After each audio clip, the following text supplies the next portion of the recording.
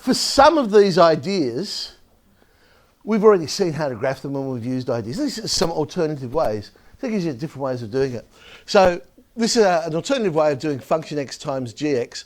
When I say we've already seen some, because of course in polynomials, when you think about it, when we're drawing polynomials, we're drawing function x times g of x. Because if we factorise the polynomial, we might have x plus 1 times x plus 2 times x plus 3 squared or what have you. So we already have techniques for that. But what if they're not, polynomials? We might have an x times a sine x or something like that. Or even a sine x divided by an x. Ooh, how would we draw that? Okay. So, again, we'll draw each of them separately. And the things we're looking for, when function x is 0 or 1, they're key. Because if I'm saying function x times g of x, when it's 0, well then when I multiply it by the other one, the answer will be 0. And if it's 1, then when I multiply it by the other one, it'll just stay the same. Okay. And so they're two really good ones. Let's have a look. Keep in mind these things. Again, discontinuities, same deal there. Can't multiply together if one of the curves doesn't exist at that particular x value. X-intercept, well, that's what I was saying up there. If either of them are equal to 0, then when I multiply them together, we get 0. Against symmetry, we'll retain some form of symmetry. Oh, that's very vague.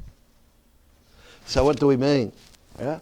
Odd times an odd still has symmetry, but not necessarily the same type of symmetry. Odd times odd will give you an even function. Odd times even will give you an odd function. Even. So basically, same type of function, multiply it together, you get an even function. Different type, multiplied together, you'll get an odd function. Okay, so here we have. Yes, this is a polynomial, and we, as I say, we have other ways, we've seen it before. Here's a different way of approaching it. I've drawn in the three functions. Y equals x squared, that's the red one in case you didn't recognise it. Y equals x plus 1, that's the blue one. And x minus 1 cubed, that's the purple one. We're going to multiply these three curves together. They are not asymptotes that I just drew in. I'm just marking in some boundaries. So in other words, wherever the x-intercepts are, it's going to separate the y value from being positive and negative. Because it's like when you're driving along, or when we looked at motion, if you're travelling in one direction, you can't all of a sudden go in the other direction without stopping first. So we knew that when it changes direction, velocity was equal to 0. Same sort of an idea. If our curve's travelling in the negatives, and then it's going to travel in the positives, well, before it can change, we must have an x-intercept. It must be equal to 0. So those are key points. So we have three x-intercepts. Remember, we just said x-intercept of 1, when we multiply it, will become an x-intercept of our new graph. Breaks it up into three areas. I'm just interested in where the graph is. Is it positive or negative? And so I'm going to go with my red times my blue times my purple. Positive times negative is, so I know I'm up there somewhere. In between these two boundaries, positive times negative.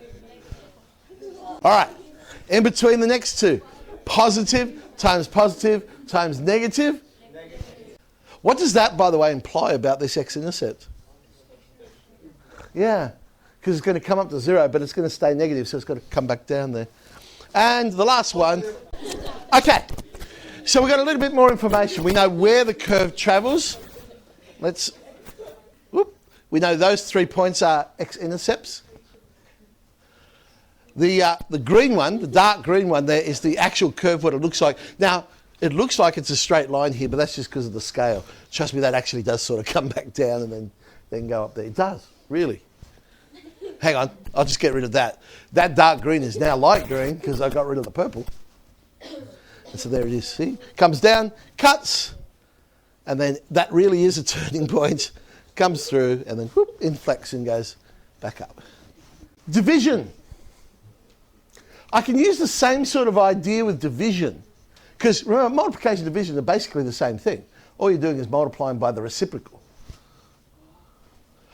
So I'm still going to draw them separately. So here's one. X plus 1 times x minus 2 over x plus 2, x minus 1. 4 linear functions. Whoop, there they are. There's the 4 linear functions.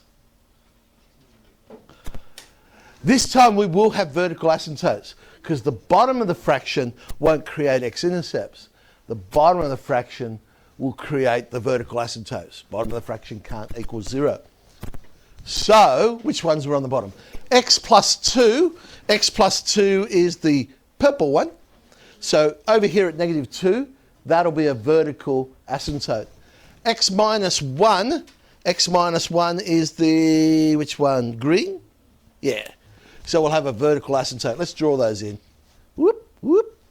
Let's go and shade in those regions. Well, I'll put in the blue one.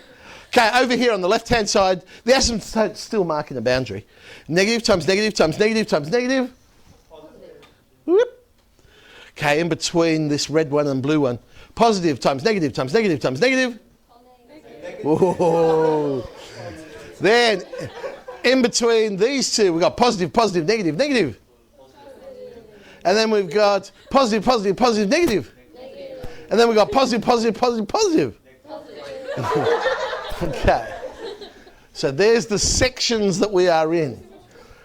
We know we've got to bend towards the asymptotes, so that still keeps in mind. Oh, I've just marked in my x-intercepts there. Okay. There's, oh, yes. I've worked out the y-intercept because that's always easy to work out. X equals 0, sub it in. Now, let's have a look at our function. Do we have any asymptotes? Is there dominance? Remember that idea? We said multiplying functions together. In this case, there's not because I've got a polynomial over a polynomial. But here we go. If I do a polynomial division, I get 1 minus 2x on x squared plus x minus 2. I have a horizontal asymptote at 1. Will it cut the asymptote? Yes. Why? Remember, top of the fraction. Have a look at the top of the fraction. If that can equal 0, then that is where it will cut the asymptote. Now, we actually knew that already because remember we found the y-intercept, 0, 1, and we're just saying 1 is the horizontal asymptote. So let's draw it in. Red, because no. But in this case, it's actually a yes. Horizontal, what happens out at infinity? Bingo. There we go. Let's draw it in. So bend towards the asymptotes. We've got to stay in those regions. So that blue curve behind the purple, let's get rid of the purple. Make it a little bit easier to see. There's the blue curve for that one. All right.